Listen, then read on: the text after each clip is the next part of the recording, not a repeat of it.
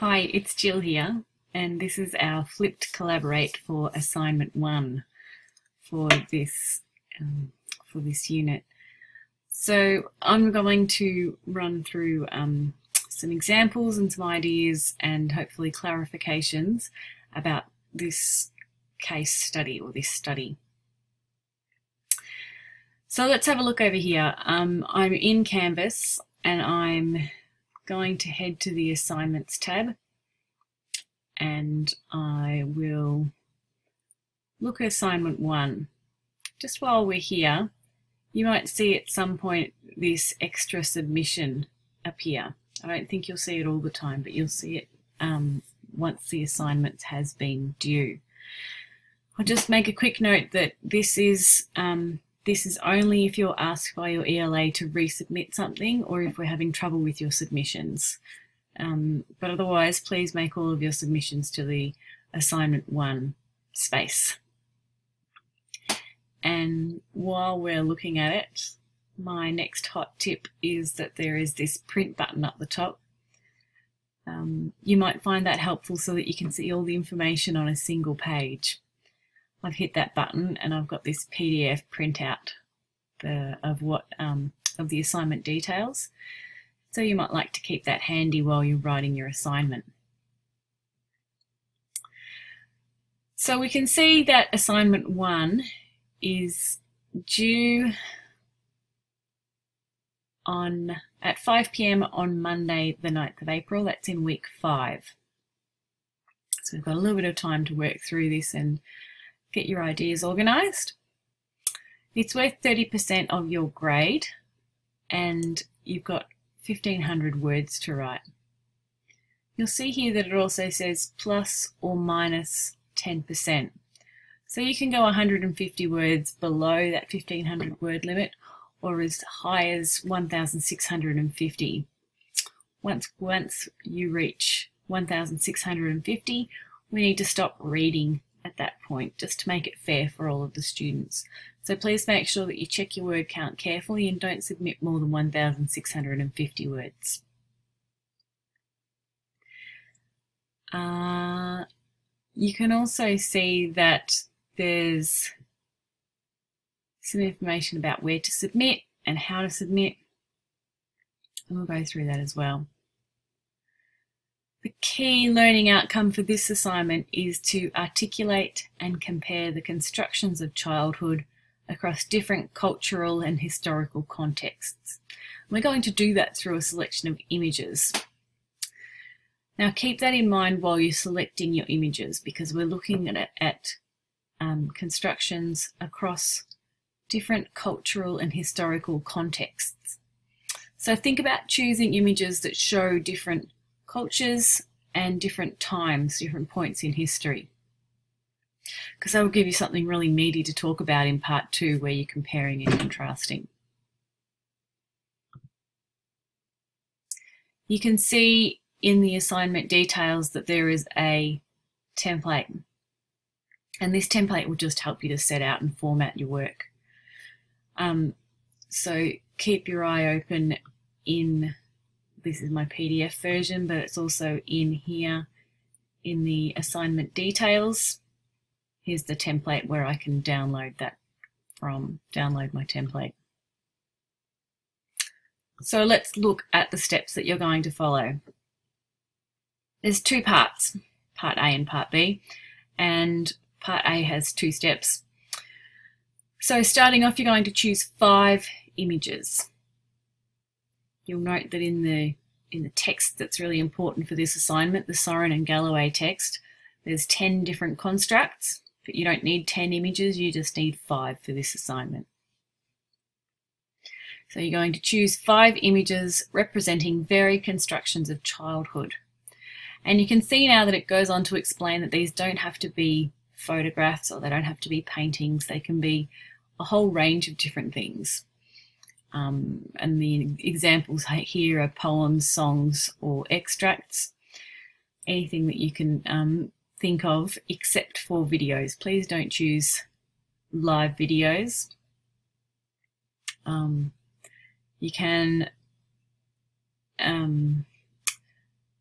You can include an image from, say, a movie, but we don't want to have to link into a movie, so I'll talk about that a bit more soon. So the instructions here highlight the importance of this Soren and Galloway reading that you're reading. Ooh, is it week 1? I think it is. And it says that it provides a starting point. Now, I can't emphasize enough how important this reading is to this assignment. You need to be basing a lot of your ideas on the constructs presented by Soren and Galloway.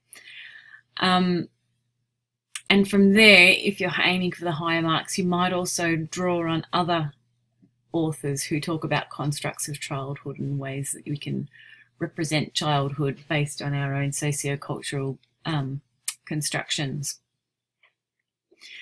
So use Soren and Galloway as a starting point. Make sure that it's part of your assignment somehow, and also bring in your own research.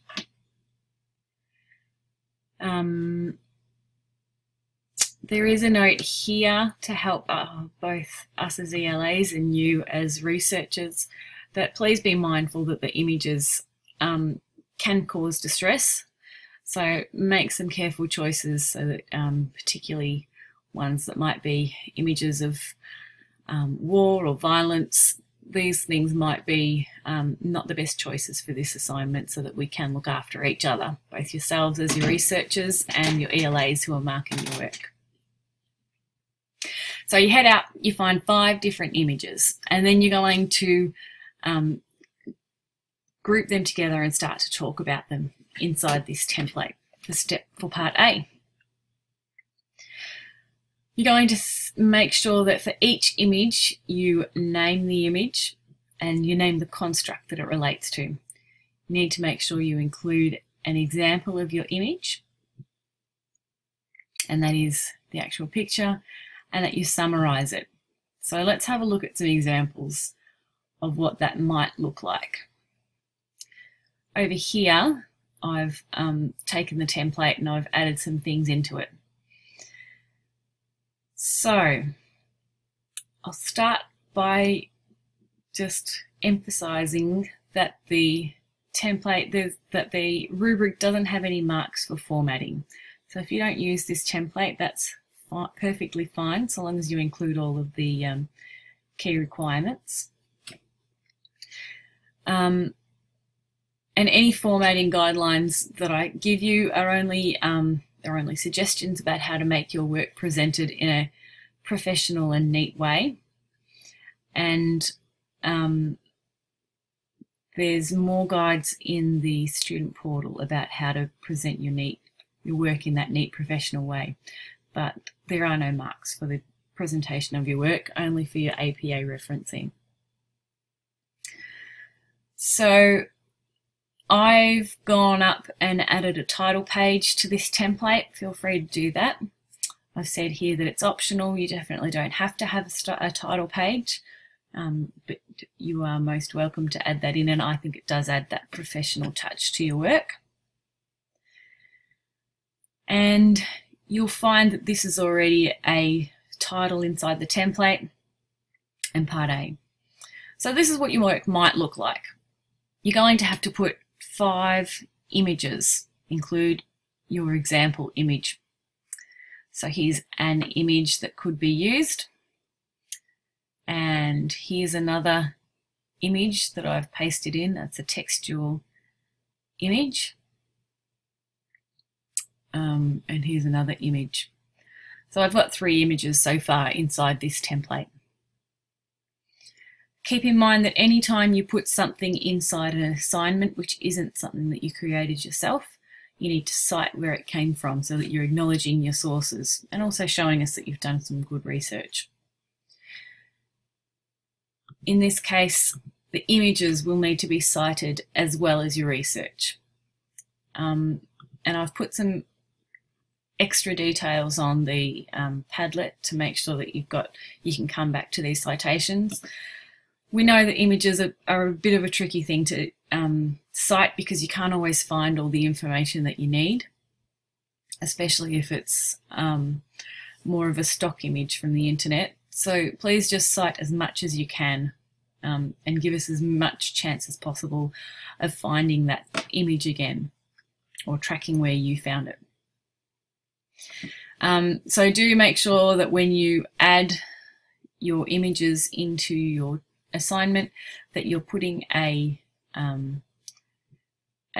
label or a caption to say where it came from, and then if you refer back to it later in the later in your work, you would also cite the author or the creator and the year that it was created.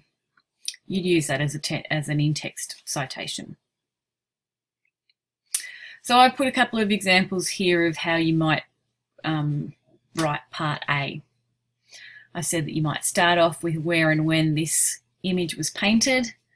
You might add a little bit of info about the culture of where it was created, the values and beliefs that the people had around that time where it was created.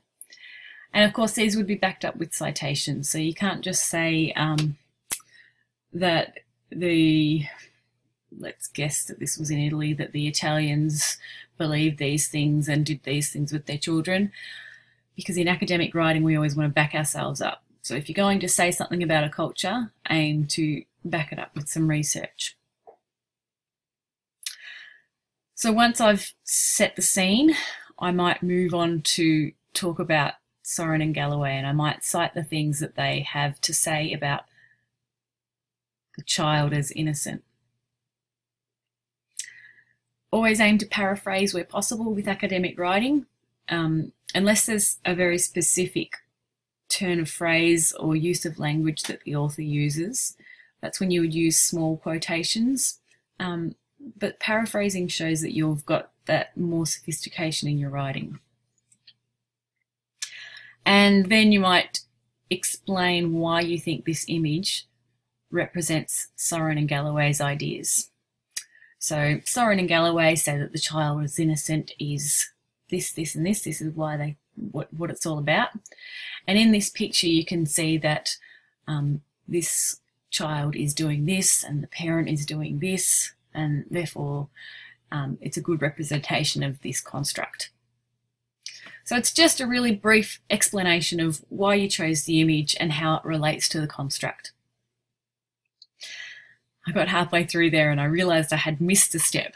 So please make sure that you name the construct. You've got to make sure that you give us a good, clear indication of which construct you're talking about.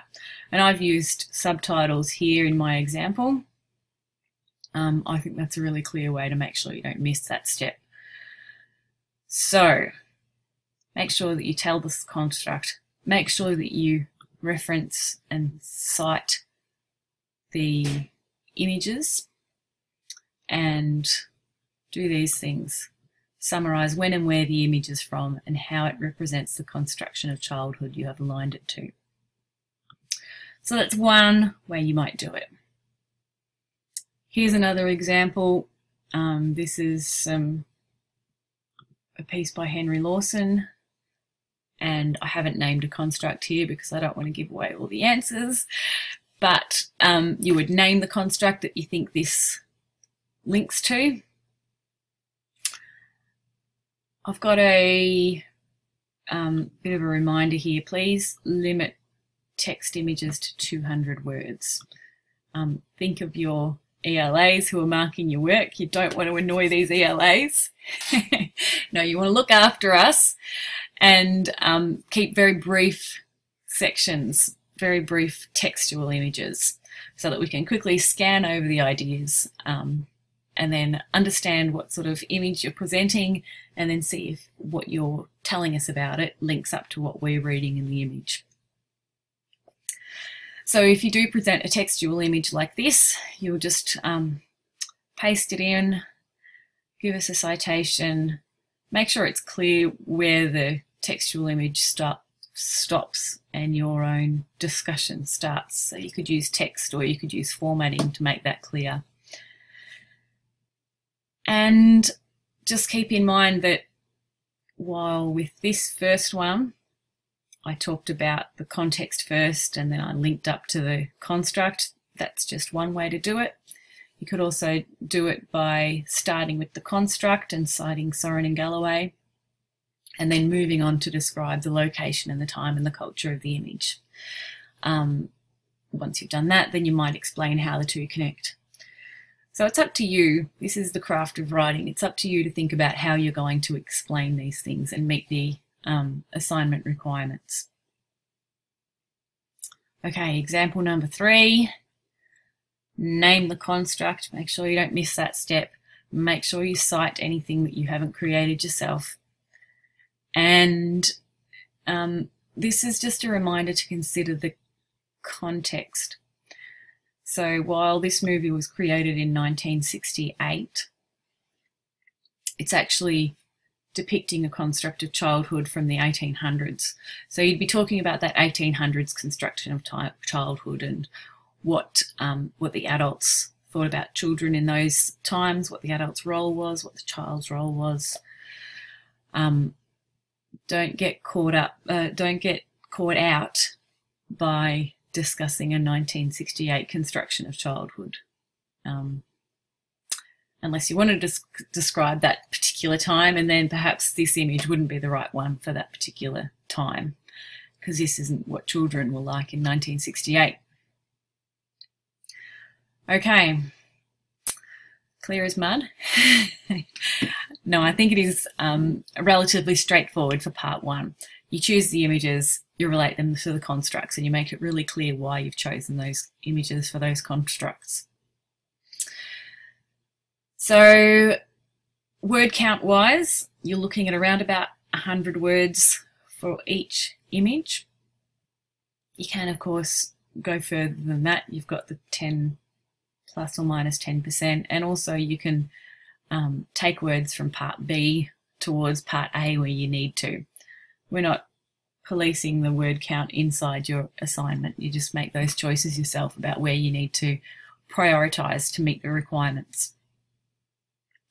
But about 100 words each would be a reasonable one for this. Moving on to part B, perhaps I'll go the words first. The assignment brief over here gives you some instructions to include an introduction, a comparison, and a conclusion. So if I was splitting that word count up, I'm looking at about 1,000 words probably, and your introduction is usually about 10% of your word count, so that's about 100 words, and about 10% for your conclusion, about 100 words again. And that leaves about 800 words to do this compare and contrast. When I think about that, I think, okay, well, if I've got 800 words, I could write about 3 paragraphs, or I could write about 5 paragraphs that are a bit shorter. And from there, I've got to start mapping out what am I going to put in each paragraph. Really good writing has clear and concise paragraphs, especially academic writing. So each paragraph should talk about just one thing.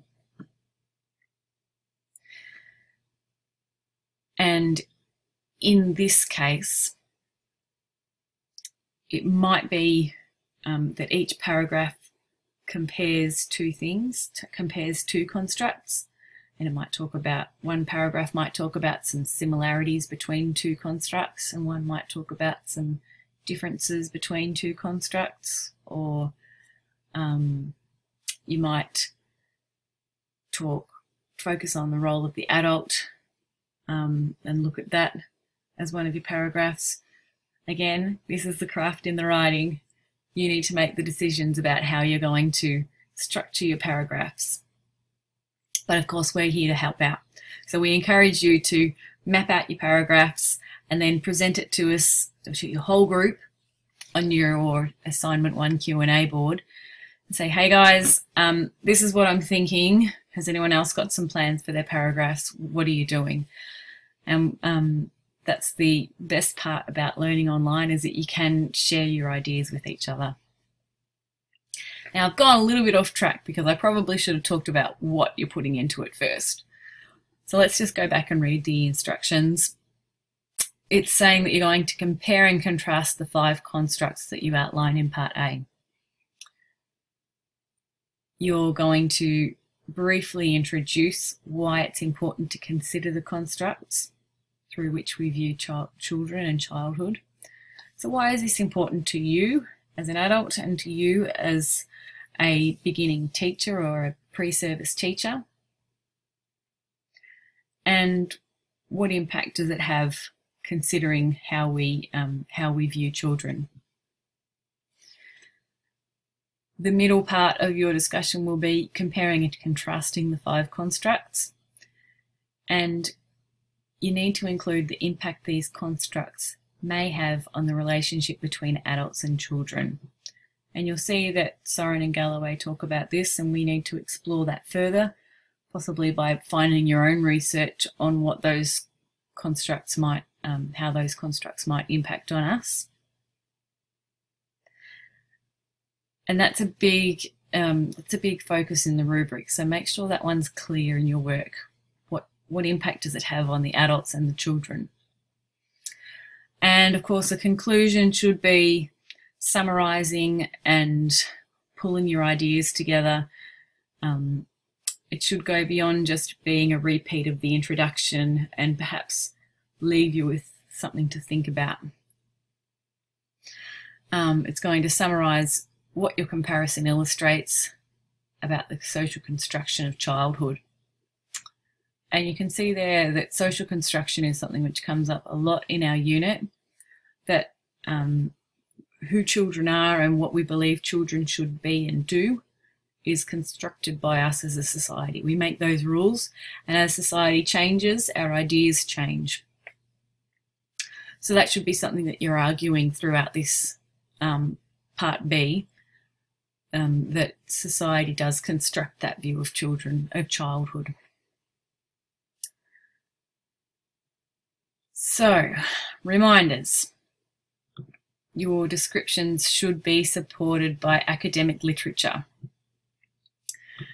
What is academic literature? It's going to be something that is published and preferably peer-reviewed. So books are generally peer-reviewed and they're obviously published. Academic journals are published and they're often peer-reviewed, generally peer-reviewed. Websites are less credible because anybody can publish a website and I don't have to get anyone to check over my work. I can just say whatever I want. So that's why in academic writing, websites are viewed as less credible in your writing, and we'll be looking to see if you're relying on those websites mostly. We'll be making comments about how about you head to the Swinburne Library or use Google Scholar to expand your research. And that's explored again here. So of course you will have views on the issue, and we want you to use those views to shape your writing, but you need to support each one with a citation to research. You need to make sure that you're supporting your ideas with academics. And a big reminder here, please head into the Assignment 1 Q&A discussion. This is where all of your questions are going, but they're also where your ideas are forming. So don't make it just that spot where I go, oh gee, I'm so stuck, I need to ask a question. Make it somewhere where you can say, I've written this paragraph about comparing this construct to this one. Can I get some ideas from people? What do you think? Is this what you were thinking as well? Make it a sharing space as well as a question space. Heading back over here to a little bit more of the nitty-gritty. You don't need the headings introduction, compare and contrast, and conclusion. These aren't really required for that part 2, but you might put them in there for starters and then just delete them before you submit the work. That might help you out. You can also include headings if they support the reader to understand what you're talking about. Generally, a paragraph will open with something that explains where you're heading. So in a short piece of writing like this, you wouldn't really need headings, but we're okay with having you put them in there.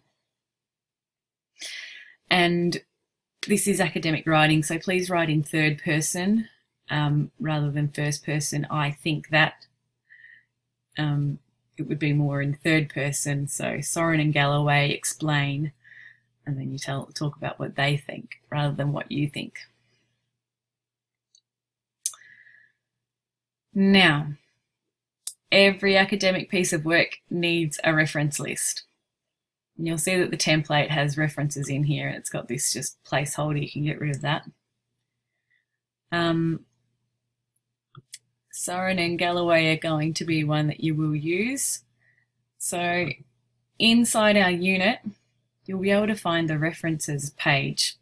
It's referred to on the final page of each module. Each week, you'll find a link to references. It's also right at the very bottom of your modules. So let's see. I don't have to go and find out how to reference Soren and Galloway because it's already there and it's done for me. So I'm going to copy that from the reference list and I'm going to paste it in here.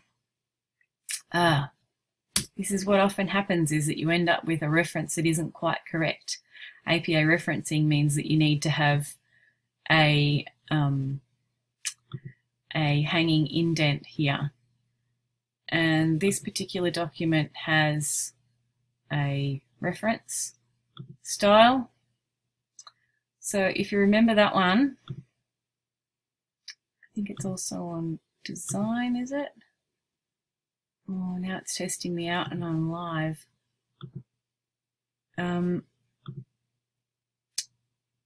But styles, there we go, reference. So if you paste references in, then you'll be able to keep formatting your work as you go along. And then you might also type one. Just remember to reformat the work before you submit it, because you will need a hanging indent to be meeting APA standards. And of course you can chat to your ELAs about referencing as well. We can help you out if you get stuck. Speaking of people who can help you out, so ELAs will be the people to talk to for any of the content, anything that you're wondering about. What does it mean? What does this social construct thing mean? I haven't quite got that worked out yet. Or I still don't quite understand this particular construct about children as evil. Can you help me out there? Speak to your ELAs about those sorts of questions. The student advisors are the next fantastic resource. They are wonderful. If you are having trouble with your research or your referencing, you can just jump onto that help chat, or you can send an email, or you can get on the phone, and the student advisors will help you out with those technical, where do I put that full stop and who is the author for this particular reference. They'll be able to help you with those things. They'll also be able to help you if you're having trouble submitting. You can send a copy of the file to your ELA so that they know that you've met the due date, and then you can get on the phone to the student advisors and say the website's not working, or I'm struggling with this. Chat to the student advisors about that. Now, someone you might not have chatted to, but you definitely should make friends with, are the student coaches. They're the people who talk to at the start of your assignment to help map out your time, to help get some motivation going, where you go, oh, I just can't even start this assignment. Chat to the student coaches about that. And Studiosity is not listed on this particular list, but you should also be chatting to Studiosity about your drafts. Now, they focus mostly on essay format. That's their speciality. So you can see I've just gone to modules and I'm scrolling right to the bottom of modules, and references is nearly at the bottom. Assignment support is at the very bottom. And that's where I can link to Studiosity.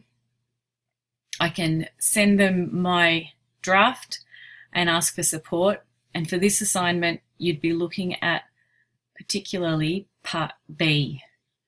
They'll be able to give you feedback on the structure of your paragraphs, on the way that you've used language, on where you need to be proofreading. That's what they're specialising in.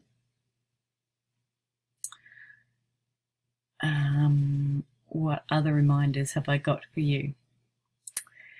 If you have been studying before this teaching period, there's a couple of things that you need to know. One is that we can no longer accept self-plagiarism. In the past, Swinburne Online has been okay with you using a section of, say, your maths assignment and putting it into this assignment, or you might have found this really great quote somewhere and you've used it before and talked a little bit about it and you want to use it again. You'll need to reword that. You'll need to make sure that whatever you're submitting is original for every assignment, starting from this teaching period. And I've also mentioned, please don't use that extra submission point unless you've been asked to by your ELA. And that might be for a number of reasons, and we'll let you know when you need it. So, thanks for sticking with me for this long. Here's the top tips. Start with Soren and Galloway. Use these constructs for each image, and if you want to, you can go outside those constructs and name some from other authors, but you're perfectly capable of getting a HD just by basing it on these particular constructs.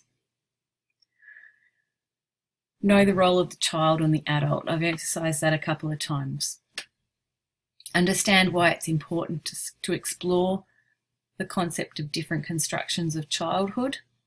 So we're thinking about that sociocultural construct idea again. Have clear connections between your examples and the constructs. Make sure you're explaining, this picture shows the child as innocent because. This picture illustrates the child as a miniature adult because. I'm going to give clear reasons for those. Use lots of research to support your discussions. We love it when you cite research. We don't have a particular number of citations that you should be putting in your reference list, a number of references, but do aim for, say, more than 5 and perhaps up to around 20. But it's really, how long is a piece of string? How many meaningful connections can you make to research? If they're meaningful, include them. And use the criteria as a checklist. So at this point, I know that I've been talking for half an hour, and if you're comfortable with interpreting a rubric, feel free to move on from this video and go and get started with your assignment. But if you want to stick around, and I'll just go through some of the descriptors, and that's what's happening next. So we've got a pass grade.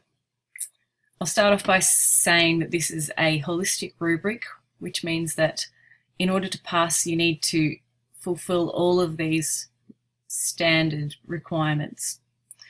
Each of these descriptors needs to be met in order to achieve a pass. And once you've done all of these things, then you might be showing us some of the things in the credit range, and you might be moving up to a credit rather than a pass. So it is progressive. You can't miss some of these and still get a HD. You can't skip them along the way. So to get a pass, you just have to do these things. That's all you have to do. You need to present 5 images. Make sure that you've got 5 images in there. You need to have attempted to represent multiple constructions of childhood. So these constructions You need to have shown that you're trying to show different constructions. And you can see it's attempted. We're not looking for super sophisticated stuff just to get a pass. You need to have attempted to identify factors that have influenced the constructions. So that would be the social norms and the that would be the culture and the values and the beliefs of the time that that image has come from. These are the factors that influence the constructions. And to pass it, we're just looking for an attempt. You've tried to talk about some of the things that were norms and that were impacting on that. Some comparison has been made with identification of key differences in the constructs. This is talking about part 2, and you've tried to talk about the key differences and similarities between the constructs. And I thought I had a little slide about that one. I mustn't have put it in. So you're saying that the child as innocent is in contrast to the child as evil, or is similar to, you might be able to say. In this way, it is similar to the child as evil. So you're saying that there's some attempt to talk about ways that they're similar and different, compare and contrast. Now you'll see that as we go head down the rubric, it always talks about the way that you've used English in your writing, and it always talks about the way that you've referenced and used evidence to support your ideas. And at a pass grade, we're looking for some proofreading. We're making sure that you've got rid of most of the errors and that we can follow the flow of your writing. We're also making sure that you've included APA style referencing. That's a requirement for the task. But at the pass grade, it's okay to have some errors. We understand that everyone is at a different stage in your learning, and sometimes APA takes a little while to get used to. So that's it for a pass. You've just got to do those things. And as you head down the rubric, you'll see that you need to do each thing in a more refined way.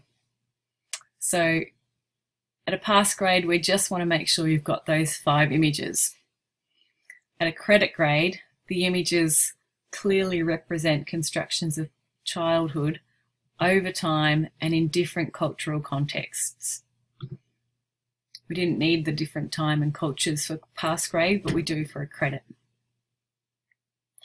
At the distinction standard, you've provided images that present multiple childhoods. So it's not just that it's across different time and space, but it's multiple images of childhood, different ways that we might see childhood. And then it becomes more complex because it combines the ideas together into the high distinction range. Each of the images has synthesized and carefully integrated discussion demonstrating a sophisticated understanding of childhood. So we're looking for a really well thought out and well constructed explanation, some really critical choices, well considered choices, and there's also going to be high levels of research and citations supporting those thoughts and ideas. If we move through the bullet points again, you have attempted to represent multiple constructions of childhood, and there's key factors influencing the constructions of childhood. So you've analysed them. You don't just attempt to do it, but you're doing it successfully at a credit level. And at a distinction standard, it's clear and succinct. So as your writing becomes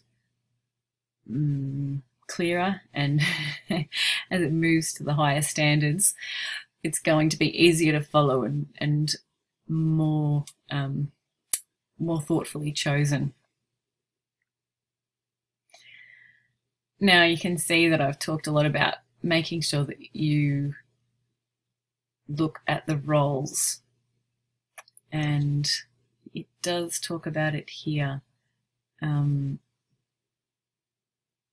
So the similarities and differences, where did I just see roles? You show an understanding of how views about children influence the role of the adult. So if you're aiming for that distinction or higher, you need to be talking about the role of the adult. That's an important point to include. And that's where I'm getting to at here. Use the criteria as a checklist. So go through, like I am, with your highlighter and say, what do I need to include?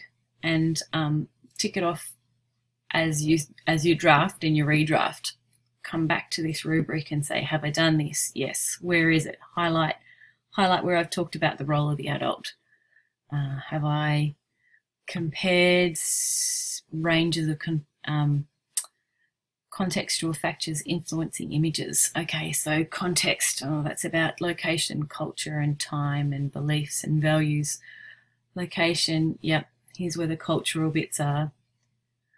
So you might not be able to talk about all of those things for every image, but so long as throughout your images you are talking about where the values and beliefs come in, where the society and culture choose and decide what children are, what children should and shouldn't be doing, then that's going to be those contexts and that socio-cultural construction of childhood.